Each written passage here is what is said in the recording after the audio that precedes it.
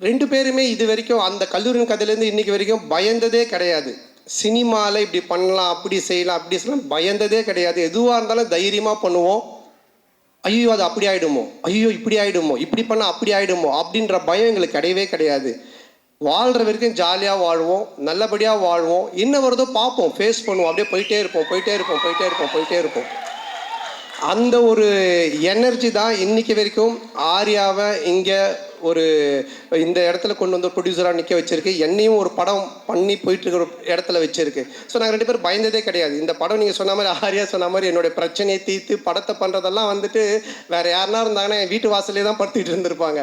So அந்தளவுக்கு ஏன்னா ஆர்யா சொன்னது, நீ இந்த படம் பண்ணி முடிக்கிற வரைக்கும் வேறு படம் கமிட் ஆகாத, ஃப்ரீயாக பண்ணு, உன் பிரச்சனை எல்லாத்தையும் நான் பார்த்துக்கிறேன், உன் வேலை படத்தை ஜெயிக்கிறது மட்டும்தான் அப்படின்னு சொன்னால் அதுக்காக இறங்கி இந்த படத்தில் வேலை செஞ்சுருக்கேன். நிச்சயமாக இந்த படம் மிகப்பெரிய ஒரு வெற்றி படமாக ஆர்யாவுக்கு நான் திருப்பி தருவேன்.